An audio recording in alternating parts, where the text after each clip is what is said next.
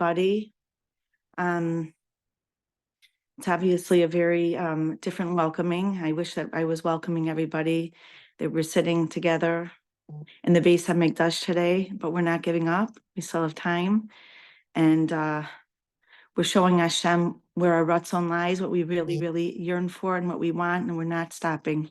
Hashem, we are not stopping, and we want to come home, want you to be home in your home. So I just want to ask that, first of all, I want to welcome Rabbi Mordechai Burg, who has become a very, very special, not just a speaker for the Chizuk mission, but an essence for the Chizuk mission. His Torah, his neshama, his heart is so brimming with light and with connection and with emes. And we're so grateful to have him on board. He is the Menahel of Mivaseret. He is a major hashpah for NCSY and for all over the world. He's very, very humble. Remember the first time that we had him speak, Rav Gav was going to be speaking and he wasn't able to. And he said, you should have Rabbi Mordechai Burg speak. And when he came in the first time, I didn't know who he was. I just was mesmerized with his beautiful words and his beautiful neshama. So I just want to welcome Rabbi Burg, and I want to ask always that it should be an aliyah for my mother's neshama, Shendel Bas Moshe, for Ruchama Chaya from Basto Pinchas, for Rav Yisrael Noach ben Yitzchak Matisyahu, for always grateful Rav Noach, Rabbi Sindina Bas Elchanan, Rav Zachariah Shimon ben Yitzchak HaKohen, for Chana Mindel Bas Yisrael, and for everybody in Klal Yisrael, all the Kedoshim. There's too many, but Hashem should just open up the heavens, and they should open up the heavens, and that we should just be, again, before Tisha B'Av is out today, we should be in Eretz Yisrael, and it should be Refuah Shalema for Zachariah Dov ben Perel Shira, for Liba Ahuva Bas Chana Riva, for Malka Bas Aviva, for Mindel Rachel Bas Amuna, for Pesach B'Tzalel ben Chaya Bat Sheva, and for all of the holy, the too many, and Hashem should just bring healing to his world, and he should bring us a Mashiach. And without further ado, Rabbi Mordechai Burg. And thank you everybody for being here. Please, if you can, take your black boxes off. We could see each other's faces, because this is what it's all about. I just want to say one last thing. This is what it's all about. Hashem is waiting for us to come together from all our different places and stages and ages and everything, where we're coming from, come together, show him how much we're his children who love each other, that we want to be close to each other. And without further ado, thank you, Aviva. Thank you, Rabbi Sinfeld. Thank you, Ms. Fass, for putting together this shir on Tisha B'Av. I assume most of the people that I'm speaking with here in America, Baruch Hashem here in Eretz Yisrael, the minig in Yerushalayim was already to start sponging the floors of the homes in Yerushalayim in preparation for Mashiach coming. So I feel like we have a beautiful opportunity here to connect Chutz La'aretz and Eretz Yisrael, the hopelessness of Tisha B'Av morning and the hopefulness of Tisha B'Av afternoon that we are already having here in Eretz Yisrael. We're experiencing that beautiful hopefulness, and Be'ez Hashem, you'll be experiencing it as well soon. Every time that Barry introduces me, she always mentions that Rav Gav Friedman was the one that was Meshadech this Shadach. And in that vein, I'll share with you that I have a very special Rav Gav story. 6 o'clock, Erev Tisha B'Av, 6 o'clock yesterday, an hour and a half before the fast started, Rav Gav calls me up and he says, so what's Tisha B'Av all about? And if you know Rav Gav, you know that that's typical. An hour and a half before the Yontif, still trying to work on the avoda of trying to get to the essence. At some point, I had to say, I have to stop for Sudam Afsekas. But I hope that in today's shir, we'll be able to, in some way, touch the essence of Tisha B'Av and to gain a deeper insight into what it is that we're doing here today. So I want to begin with the shtickle Torah that I saw, a combination of places, but basically all Hasidic Svarim. Rav Moshe Wolfson compares Shlomo HaMelech and Yirmiyahu HaNavi. The pasuk in Malachim describing the times of Shlomo HaMelech says, "Vayeshev Yehuda v'Yisrael levetach Yehuda and Yisrael were sitting in safety. Ish tachas gafno v'tachas teinaso. Each one is sitting under his own vine tree, his own fig tree. The pasuk in Yirmiyahu, in contrast, says exactly the opposite. It says, Asof asifem ne'um Hashem, ein anavim begefen ve'ein te'enim bete'ena. There are no grapes left on the vine and no figs left on the fig tree. So we see the pasuk is drawing our attention to the similarity here between Shlomo HaMelech and Yirmiyahu HaNavi. In the times of Shlomo HaMelech, everybody has a vineyard, everybody has a fig tree.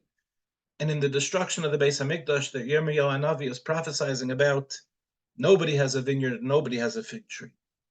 We see furthermore that Shlomo HaMelech in Malachim, the pasuk says, Kol cheshek Shlomo asher chafetz lasos. Everything that Shlomo HaMelech desired, he was able to receive.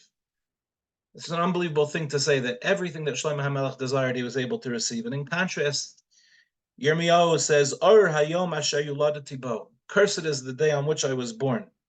Asher yuladatani imi al yehi baruch. Let not the day be blessed that my mother bore me. So we see another contrast here. Shlomo HaMelech gets everything that he wants, and Yirmiyahu HaNavi has this idea that the day that he's born is cursed. We know, of course, that Shlomo HaMelech built the Beis HaMikdash, and Yirmiyahu HaNavi prophesied about the destruction of the Beis HaMikdash, but there's a deeper connection as well, that Shmini Atzeres is the day that Shlomo HaMelech is associated with. The Haftarah we read on Shmini Atzeres is the dedication of the first Beis HaMikdash that was built by Shlomo HaMelech, which concluded on the day of Shmini Atzeres. And in contrast, we see that Yirmiyahu HaNavi, the Medrash says, was born on Tisha B'Av. What's the connection between Tisha B'Av and Shmini Atzeres?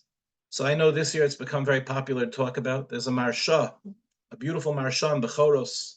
The Marsha says that the 21 days of the 3 weeks correspond to the 21 days between Rosh Hashanah and Hoshana Rabbah. The 22nd day, which is Shmini Atzeres, corresponds to the 22nd day, which is Tisha B'Av. I'm sure many of you saw those beautiful lines that were put out, that since this past year they turned Shmini Atzeres into Tisha B'Av. As Hashem, this year we'll be able to turn Tisha B'Av into Simchas Torah, into Shmini Atzeres. But there was already a deep connection between Shmini Atzeres and Tisha B'Av, between Shlomo HaMelech and between Yirmiyahu HaNavi. The question is, what's the significance of this comparison and this contrasting of Shlomo HaMelech and Yirmiyahu HaNavi? So the Heilige Arizal, the Arizal HaKadosh says that Yirmiyahu is actually a Gilgal of Shlomo HaMelech, which is why, generally speaking, on the first Shabbos of the 3 weeks, we read Parshas Pinchas. And Parshas Pinchas concludes with Shmini Atzeres, and immediately afterwards we read from the Haftarah from Yirmiyahu HaNavi. And this is in order to put together Shmini Atzeres and Yirmiyahu HaNavi. It's to put together Shlomo HaMelech and Yirmiyahu HaNavi, who the Arizal says is really one soul. But still we must ask ourselves, what's the significance of the fact that Yirmiyahu HaNavi and Shlomo HaMelech are one soul, but they have such different lives? Shlomo HaMelech is associated with Shmini Atzeres, which is a time of unbelievable joy. Yirmiyahu HaNavi is associated with Tisha B'Av, a time of desolation, destruction, hopelessness. How could it be that one soul experiences such vastly different lives? In order to explain this, we have to go back to the very beginning of the destruction of the Beis HaMikdash. And the Gemara in Sanhedrin tells us a very curious thing. When did the Beis HaMikdash begin to be destroyed? So the Gemara in Sanhedrin, Chaf Aleph Amud Beis, says, Amar Rav Yitzchak. Rav Yitzchak said, B'shah shenasa Shlomo es Bas Paro. On the day that Shlomo HaMelech married Bas Paro, the daughter of Paro, Yerid Gavriel v'notz kana b'yam. The Malach Gavriel descended from Shamayim and he implanted a pole in the sea. V'hala sirton v'alav nivne krach gadol sheberoimi. And from that pole in the sea, there gradually arose a sandbar. And from that sandbar, it ultimately became a great city, and that great city was known as Rome. So the Gemara indicates that the destruction of the Beis HaMikdash actually began on the day that Shlomo HaMelech married Bas Paro, that the city of Rome was founded on the day that Shlomo HaMelech married Bas Paro. And when did Shlomo HaMelech marry Bas Paro? When did this story take place? So there's an amazing medrash, the medrash in Bamidbar Rabbah, says as follows. On the same night that Shlomo HaMelech completed the construction of the Beis HaMikdash, he married Basia, the daughter of Paro. And there was amazing rejoicing over the Beis HaMikdash, but there was also amazing rejoicing over the fact that Shlomo HaMelech was marrying the daughter of Paro. And the Medrash tells us that the joy of marrying the daughter of Paro surpassed the joy of completing the Beis HaMikdash. And at that moment, HaKadosh Baruch Hu was so insulted, Kaviyachal, he was so angry over the fact that they were rejoicing more over the celebration of the marriage to Bas Paro than over the completion of the Beis HaMikdash. It was at that moment that HaKadosh Baruch Hu began to contemplate the destruction of Yerushalayim Yer HaKodesh. What happened on that night? So the Medrash continues.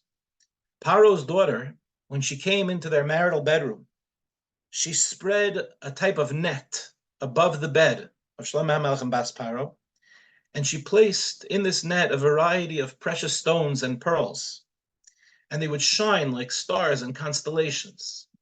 And when Shlomo HaMelech would wake up in the middle of the night, he would see these pearls and he would see these stones, and he would think that it was still night outside, and then he would go back to sleep for another 4 hours. And Rav Levi explained that on that day, the final day of the building of the Beis HaMikdash, the carbon tamid was offered in the 4th hour of the day. Why? Because since Shlomo HaMelech overslept by 4 hours, Klal Yisrael didn't want to wake him up. They didn't want to wake up their king and say, "Nu higi hazman, we have to bring the carbon tamid." Instead, Shlomo HaMelech slept in until Klal Yisrael went to his mother Bathsheba, and they said to Bathsheba, they said, "We're missing Shlomo HaMelech." So Bathsheba, his mother, walked in. You can imagine the scene. She walked into her son's bedroom, to the bedroom where Bas Paro was there, and she woke him up and she chastised him. She gave him musar. And on that day, they brought the carbon tamid 4 hours late. This was the beginning of the destruction of the Beis HaMikdash. There's a cruel irony that on the very day that HaKadosh Baruch Hu allowed for the completion of the Beis HaMikdash, HaKadosh Baruch Hu already sowed the seeds of the destruction of the Beis HaMikdash. Which begs the question, why did Shlomo HaMelech marry Bas Paro to begin with? So in order to understand this, we have to go an even deeper level into the understanding of who is this soul. We already saw that the soul of Shlomo HaMelech is the soul of Yirmiyahu Hanavi, but now, following the path of the Arizal, we have to go even deeper. The Arizal says that Shlomo HaMelech was a nitzotz, he was a spark of the soul of Moshe Rabbeinu. And Bas Paro was also a nitzotz of the original Bas Paro that rescued Moshe Rabbeinu. So according to the Arizal, there's a beautiful symmetry that we see here. That many years ago, Bas Paro saves Moshe Rabbeinu, and now Shlomo HaMelech, as the nitzotz, as the spark of Moshe Rabbeinu, he's going to marry Bas Paro. Why? So the Arizal says that really Bas Paro, we know, we'll see later a little bit deeper more about this, but we know that Bas Paro did tshuva, but there was an aspect of Bas Paro that was beyond saving. There was an aspect that was complete tumah. And therefore, Shlomo HaMelech, in his desire to rescue Bas Paro from that klipa, from the lowest level of tumah, he married Bas Paro. We're going to speak more about this later, but he married Bas Paro in order to take her out of Mitzrayim as well. What's the pshat here? So there's an unbelievable Megala Amukos, a very deep Megala Amukos. We know that Moshe Rabbeinu wanted very much to come into Eretz Yisrael. The question is why? Listen to the words of the pasuk. It's a beautiful pasuk. Ebra nova eres arta toiva. Let me cross over, Moshe Rabbeinu says to Hashem, and see the good land. Asher be'ever hayarden. That's on the other side of the Jordan River. Ahar hatoiv. I want to see the good mountain. Ahar hatoiv hazeh v'halvanon. And I want to see this good mountain, and I want to see Lebanon. To what is this referring? Rashi says, unbelievable Rashi, could travel thousands of miles and pay millions of dollars just to hear this Rashi. It's a beautiful Rashi. Ahar hatoiv hazeh. What does Moshe Rabbeinu desire to see? This good mountain. What is this good mountain? It's Yerushalayim Yer HaKodesh. V'halavanon. And what is Lebanon? Lebanon, Rashi says, is the Beis HaMikdash. This is especially wild, given the times that we are living in, where we have Kemat, all of Yerushalayim, back in our hands, and we face our enemies to the north, which is Lebanon, and we are awaiting for the Beis HaMikdash to be rebuilt. And who is our enemy these days? Our enemy through Iran, through Persia, is the proxy through Lebanon. And that's where, as Hashem, everything will be safe, but that's where the war is being fought today. It's really a war over Beis HaMikdash. Why did Moshe Rabbeinu want to come in? Why did he want to see Yerushalayim? Why did he want to see the Beis HaMikdash? So the Megala Amukos explains that Moshe Rabbeinu, his handiwork is indestructible. Anything that Moshe Rabbeinu does cannot be broken.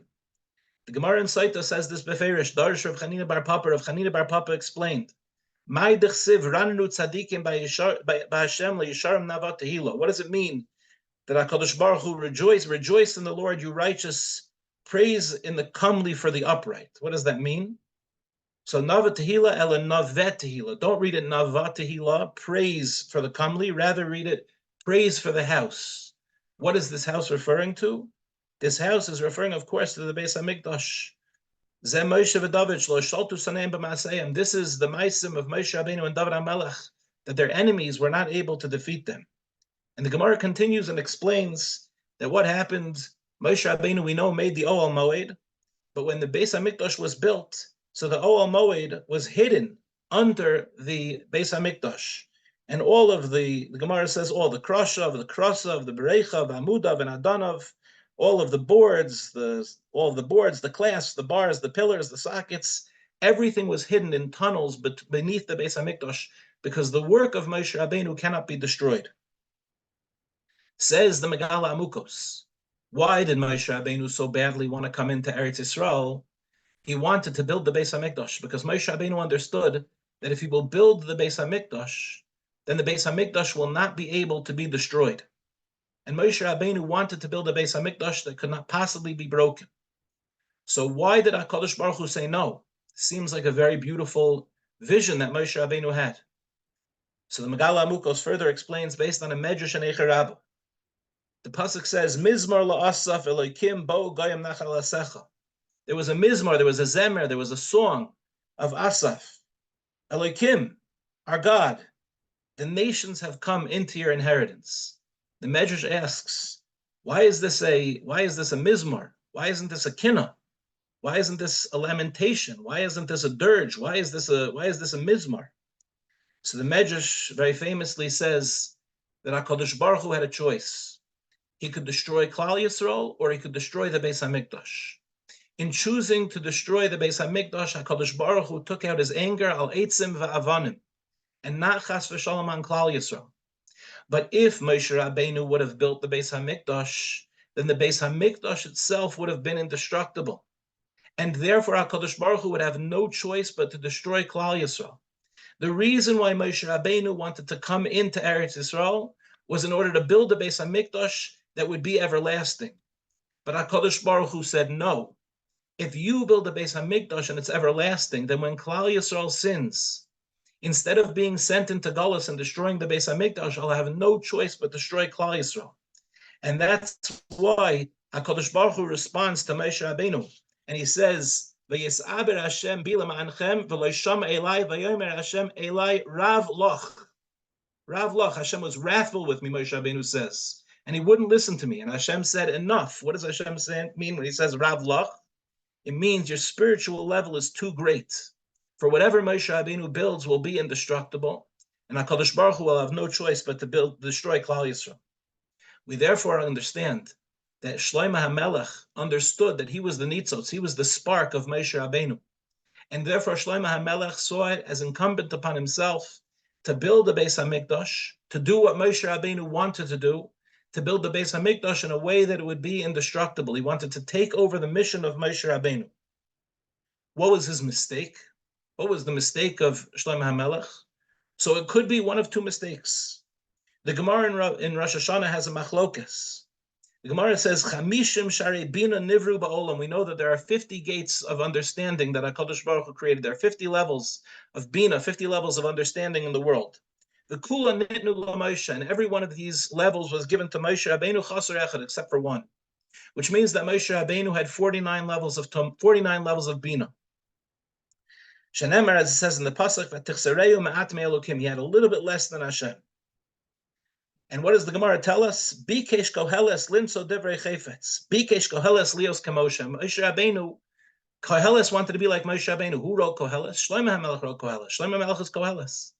So Shlomo HaMelech wanted to be like Moshe Rabbeinu. The Gemara has a machlokas whether or not Shlomo HaMelech reached the level of Moshe Rabbeinu, or maybe he didn't reach the level of Moshe Rabbeinu. So on the side that Moshe Rabbeinu was higher than Shlomo HaMelech, so Shlomo HaMelech could not build an indestructible Beis HaMikdash. But if Shlomo HaMelech was in fact the person who reached the 49th level of Bina, like Moshe Rabbeinu, so then what was his mistake? What was the problem with trying to build a Beis HaMikdash that would be indestructible? And the answer, of course, is the same answer that we gave before. If Shlomo HaMelech would have built a Beis HaMikdash that was indestructible, so then HaKadosh Baruch Hu would have had to take out his wrath upon us rather than destroying the Beis HaMikdash. So this is why Shlomo HaMelech was trying to live the life of Moshe Rabbeinu, because we see that he was the nitzotz, he was the soul of Moshe Rabbeinu. Still, we have one problem, a big problem left to figure out. Shlomo HaMelech was an unbelievable genius. All of the chachma in the world was at his fingertips. He wrote Koheles, he wrote Mishle, he wrote Shira Shirim, he built the Beis HaMikdash. How could Shlomo HaMelech have made such a mistake to marry Bas Paro? What was Shlomo HaMelech thinking? So Tzadok HaKohen in Resisei Laila teaches us as follows. Tzadok HaKohen says that we know that in the times of Mashiach and the times of Olam Haba, Hashem's sovereignty will be found in the entire world. V'haya bayom hahu yeh Hashem echad u'shma echad. That it will be in that time that everybody in the world will accept HaKadosh Baruch Hu as the one true God. So Tzadok HaKohen explains as follows.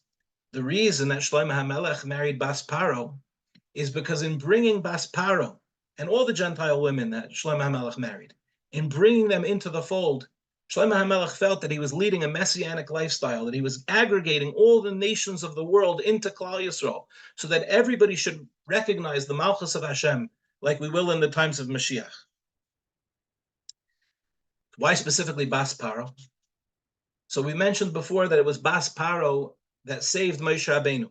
The Gemara in Sota tells us that Tered Bas Paro lechotz hayar. What does it mean that Bas Paro went down to bathe in the river? Amar Rav Yochanan, Rav Shimon Bar Yochai. Rav Yochanan said in the name of Rav Shimon Bar Yochai, Malamed sheyarda lechotz melgulgulei beis aviyah. She went down to wash off all of the avodah zarah. She went to cleanse herself. She wanted to become a balash tshuva. The original Bas Paro in the times of Moshe Rabbeinu, when she went down into the Yar, when she went down into the river, she went to cleanse herself from all of the avodah zarah. Now, I need a brief introduction in order to explain this Gemara. It sounds a little Kabbalistic. Don't worry, it's not hard. There's a machlokes between the Mekubalim, a machlokes between the Ramak of Moshe Cardavero and between the Gra, the Vilna Gaon. Does a 50th level of Tumah exist?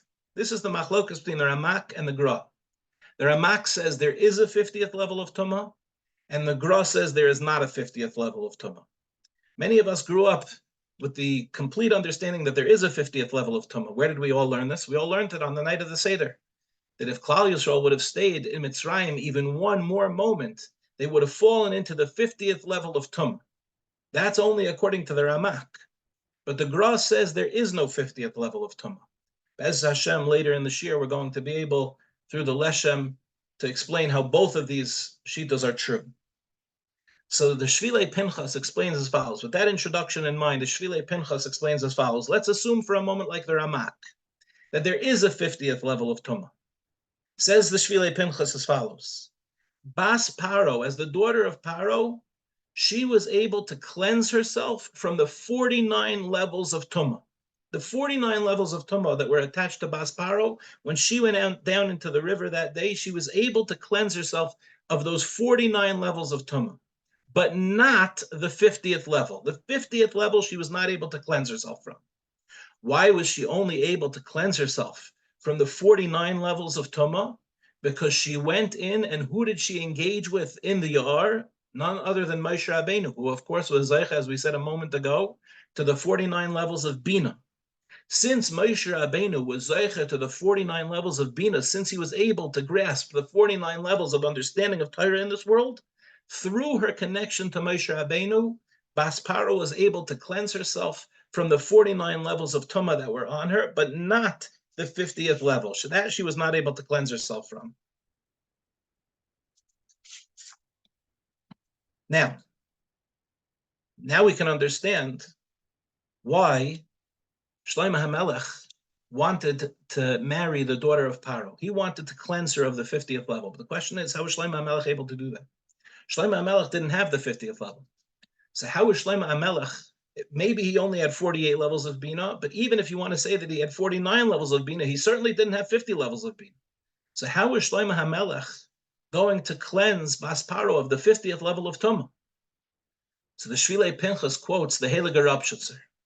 And the Rabshitzer in Zera Kodesh in Parshas Ba'aloischa says that the word Aron is Or Nun, the light of the 50th.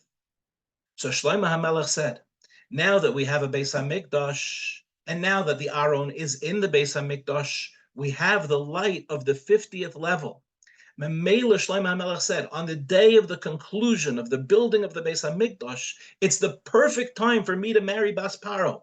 I can now accomplish what Moshe Rabbeinu wasn't able to accomplish all those years ago on the Yar.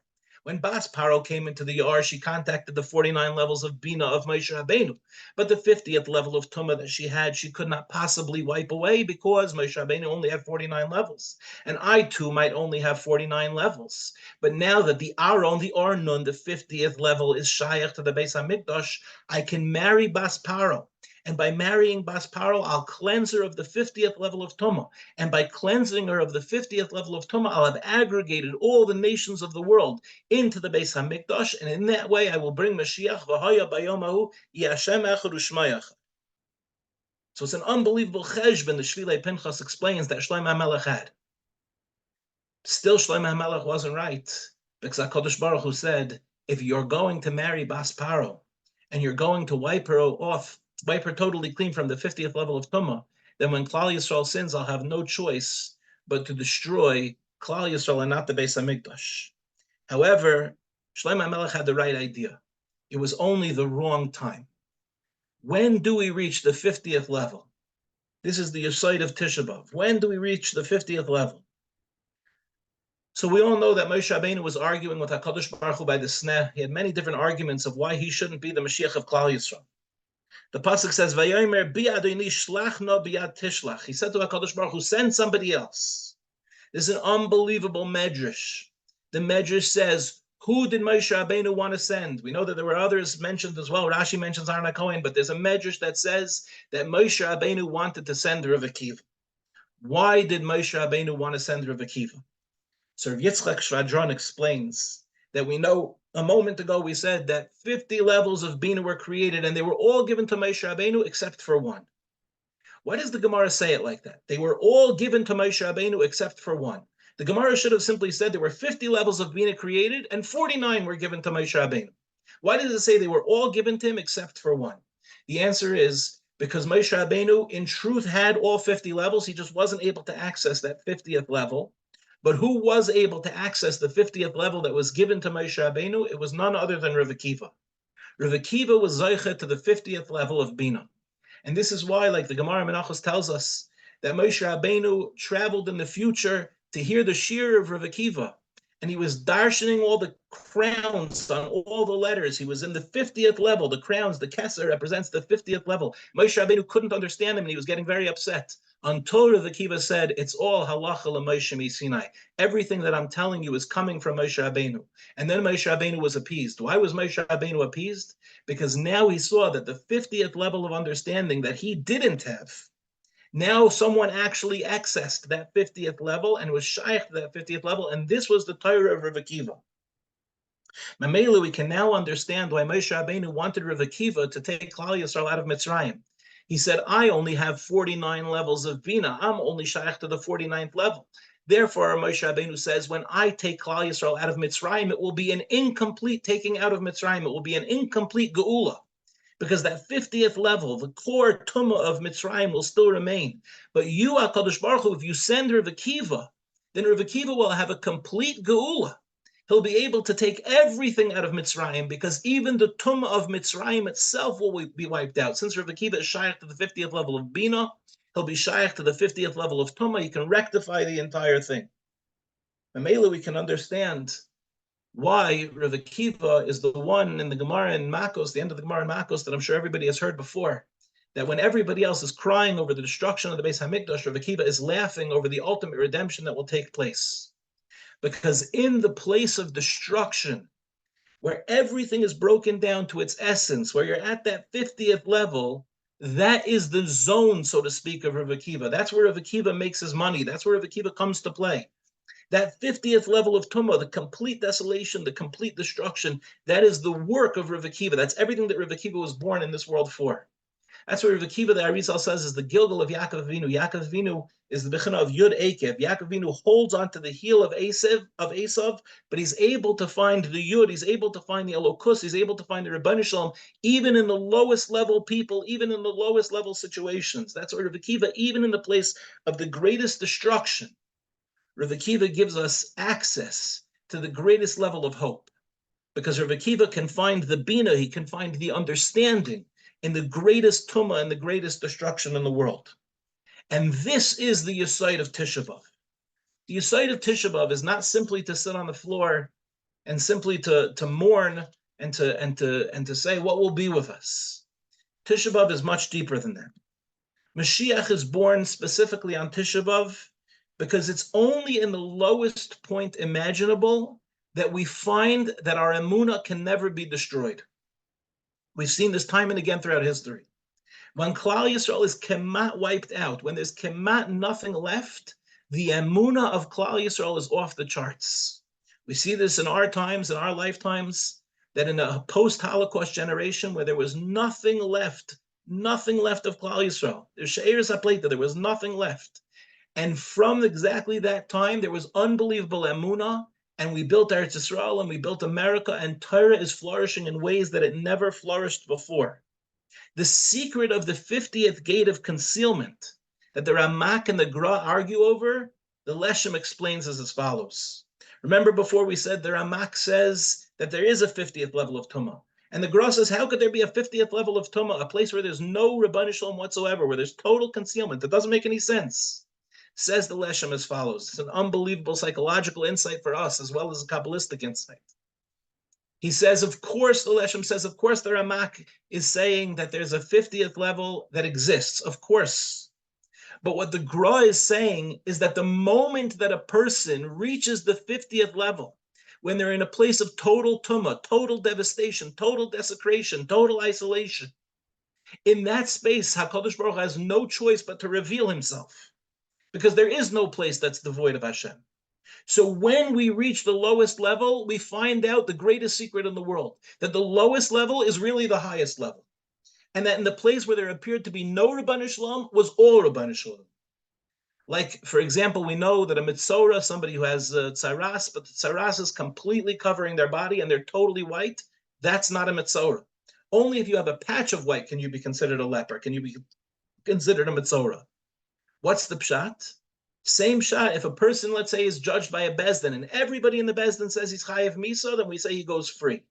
What's the pshat in these halachos? Because when you reach the bottom, when you're totally covered in saras, when everybody says that you're chayev, everybody says that you're guilty, that's exactly where we see Hashem. Now, in that space, you're pure. You're not a mitzorah. In that space, you're not chayev. You're pater. You go free in that space. In the place of total destruction, we see an explosion of Elokus. This is what we saw on October 8th. October 7th, I don't even like calling it Shmini Atzeres Simchas Torah. Maybe we shouldn't even identify destruction with that day of Simcha. But we saw an unbelievable thing. On that day of total devastation and total destruction, Klal Yisrael came out in a way like you can't possibly imagine. I want to tell you a Maisa. I know this Maisa is true. I spoke to the Bala Maisa yesterday. There's a tzaddik who lives in my neighborhood. You know, some tzaddikim, they have long beards. The tzaddik I'm about to tell you, he doesn't have a beard. His name is Dani Fine. I should call him Rav Dani Fine. Some people have smicha in Torah. Dani Fine has smicha in chesed. He's one of the biggest balei chesed you'll ever meet in your entire life. Barry, Aviva, we have to make it a thing that the next time the Chizuk mission comes to Eretz Yisrael, I should have Dani Fine come and speak to the group. He's an unbelievable Baal Chesed. Any Torah that I could share with you is an ayin ve'efes relative to the level of Chesed that Dani Fine does. If my Torah would reach 1/10 of the level of Chesed of Dani Fine, I would be Moshe Rabbeinu. His Chesed is unbelievable. I want to tell you a Maisa with Dani Fine. I heard this Maisa from him directly. I checked it because I wanted to make sure that it was a true ma'isa. There was a woman in the neighborhood who lost her husband, a woman in Beit Shemesh who lost her husband. She had his tefillin. On October 27th, she said, I want to give my tefillin to a soldier. You know, the soldiers, a lot of them weren't necessarily putting on tefillin, keeping Shabbos, wearing tzitzis. But after October 7th, they went out to fight. They said, we want tefillin, we want tzitzis. Many of them became frum. It was unbelievable. On October 27th, this woman called Donnie Fine and she said, my husband's old tefillin, I want them to go to a soldier. He said, beautiful. What could be better than that? 60 seconds later, a minute, 1 minute. 1 minute later, he got a phone call from a woman. The woman said, I know of a soldier who's looking for tefillin. He said, you're not going to believe it. 1 minute ago, I got a phone call for someone who's looking to give away a pair of tefillin to a soldier. And he arranged for the tefillin to be brought to the soldier, and the soldier started putting on tefillin. And the soldier started davening, and the soldier started learning. In Gaza, he was doing all of this. Unbelievable. And in the end, Donnie Fine got a phone call from the woman who called him that said, this soldier wants a pair of tefillin. She said, I just want to let you know that soldier just got engaged to my daughter. The woman who arranged for him to have a pair of tefillin ultimately found herself a son-in-law. It was an unbelievable thing that was happening on October 8th. There was an unbelievable moment of tshuva in the bottom when there's nothing left, when there's total devastation, total hopelessness. When you hit rock bottom, HaKadosh Baruch Hu comes out, like the Vilna Gaon says, there is no 50th level. When you reach the 50th level, you realize there is a 50th level and there isn't a 50th level. There's a 50th level of Tumah where there appears to be no Rebbeinu Shalom whatsoever. But in that space, HaKadosh Baruch Hu shines forth, and there's an unbelievable hisayrus. There's an unbelievable awakening of godliness in that moment. We've all experienced this. We've all experienced levels of hopelessness. Hopelessness is a contradiction because the moment that you reach that final level of hopelessness, where there's nothing left in the world, hope is born. The declaration that a person says, I am hopeless, there's nothing left for me. Even that is a statement of hope. Because it means that really when they're saying I'm hopeless, they're yearning for hope, they're yearning for connection. There's no such thing as hopelessness. Which is why on Tisha B'Av, the day of Yirmiyahu HaNavi, it's not just that Shlomo HaMelech gave up. Chas v'shalom. It's not that Shlomo HaMelech, since I messed up with Bas Paro and I brought Bas Paro in and I brought the carbon tamid late, now the Beis HaMikdash is going to be destroyed, which is what my Gilgal is going to see in Yirmiyahu HaNavi. It's deeper than that. Shlomo HaMelech says, I messed up and I married Bas Paro and I tried to live the life of Moshe Rabbeinu and I tried to live a messianic life, but it wasn't yet the right time. So now my Gilgal, Yirmiyahu HaNavi, is going to teach Klal Yisrael about the 50th level. That when we fall into the 50th level and everything is destroyed, Yirmiyahu HaNavi comes and he says, good, let's enter into that space. That's why Yirmiyahu HaNavi is born on Tisha B'Av. He's born in the space of complete desolation, because in that space where there's a total concealment of Hashem is the ultimate revelation of HaKadosh Baruch Hu. This answers an amazing question. We know that a Navi, in order to prophesize, a Navi needs to be besimcha. So how could it be that Yirmiyahu HaNavi could prophesize besimcha about Tisha B'Av? How could he prophesize in joy about the destruction of the Beis HaMikdash? The emes is that it's a halacha psuka in Shulchan Aruch. Shulchan Aruch says as follows, Ein oimrim tachnun v'loi slichos. We don't say tachnun and we don't say slichos, according to Agos Ashri, on Tisha B'Av. Ve'ein noiflin al paneim. Why? B'shum demikre moed. Because Tisha B'Av is a yontif. Karai lai moed. Tisha B'Av is a yontif. We look at Tisha B'Av and we see the destruction, the hopelessness of Tisha B'Av. But that's not the way that Chazal wanted to see it. They wanted us to see that there's total devastation and total revelation. Both of them exist. Yirmiyahu HaNavi could be besimcha, speaking about the tragedies of Tisha B'Av, because he understood, like Rav Akiva, that in that 50th level is where Mashiach comes from. Mashiach is born from that total disconnect from Hashem. That becomes the total revelation of Hashem. And this is why, as the pasuk in Zechariah says, Kayamar Hashem tzavaka is tzayma revi v'tzayma chamishi v'tzayma shvi v'tzayma asiri, referring to Tisha B'Av, v'tzayma chamishi. Yeh lebeis Yehuda l'sasun l'simcha l'mayadim tovim v'ha'emes v'ha'shalom avo. It will be great days of rejoicing, gladness, moadim tovim. Listen to this unbelievable idea from Rav Moshe Wolfson. Rav Moshe Wolfson says Mayadim Tovim is the same gematria as Eicha. When you spell out Aleph, Yud, Kuf, Hey, it's the same gematria of Moadim Tovim. The pasuk in Zechariah that says that Tisha B'Av will become Moadim Tovim, it's through Eicha. It's through sitting on the floor and saying, how did we get to this place of total desolation and total devastation that it will become Moadim Tovim? Moshe Wolfson also has some other beautiful gematrias. They're worth saying that the hidden letters, he says in Tisha B'Av, if you look, every word has hidden letters. Like Tisha B'Av is like a tuf, so the hidden letters are Yud and Vav. And the next letter is Shin, so the hidden letters are Yud and Nun. And the next letter is Ayin, so the hidden letters are Yud and Nun. If you go through all of Tisha B'Av and you take only the hidden letters, it comes out to the gematria of 1067, which is the same gematria as Bayis HaShlishi. That hidden within Tisha B'Av, the hidden letters within Tisha B'Av are remez, they're a reference to Bayis HaShlishi. And that's why the Sefer Yetzirah of Wolfson Zecher Tzadik Levrach explains that the Sefer Yetzirah says that the month of Av is identified with the letter Tes, like Tisha B'Av. So Tes we know is Tov, and the Tov, if you look at a Tes, the inward, the how do you say this? The right head of the Tes is bent inward. If you look at the letter Tes, the right head of the Tes is bent inward a little bit, because it's referring to the hidden good that exists on Tisha B'Av. The outward expression of Tisha B'Av is mourning, but the hidden good of Tisha B'Av is the ultimate Bias HaMashiach that comes from Tisha B'Av, and that's why Tes B'Av is the same gematria as Mashiach ben David. We know the pasuk says, Lishbar Bachuri. The full pasuk is, we referenced it before, Sila kol abirei Adonai bekirbi kara alai moed Lishbar Bachuri. The Lord rejected all of my heroes. He proclaimed Kara Elai Moed. He proclaimed the Moed Lishbar Bachuri. What does it mean, Lishbar Bachuri? To crush my young men. Yirmiyahu Hanavi is telling us that from the crushing will come the Moed.